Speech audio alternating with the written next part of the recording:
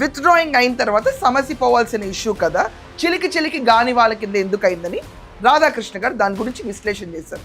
దానికి professor Nageshwar explanation ఇస్తూ ఏమన్నారంటే, అక్కడ జనసేన వాళ్ళు చాలా పెద్దరికంగా ముందుకొచ్చి ఇష్యూని స్టాప్ చేయాలని చెప్పారు. నేను అక్కడితో సమస్య పోయింది అనుకున్నాను, కానీ నా పైన సోషల్ మీడియాలో కూటమిలో ఉన్న వాళ్ళు కూడా జనసేన మాటల్ని గౌరవించకుండా నా పైన ట్రోలింగ్ చేశారు అన్న మాటను తీసుకొచ్చారు. కానీ ఇక్కడ విచిత్రం ఏంటంటే, ప్రొఫెసర్ నాగేశ్వర్ జర్నలిజం ఎథిక్స్లో అంట సోర్స్ పేరు బయటకు చెప్పరంట. సో సోర్స్ పేరు బయటకు చెప్పరు కాబట్టి అది అబద్ధం అని అతను ఒప్పుకోట్ల. రెండోది, నేను వెనక్కి తీసుకున్న వర్డ్స్ ఒక్కటే, అంతేగాని అబద్ధం అన్న వర్డ్ ఎక్కడ ఒప్పుకోట్ల అతను.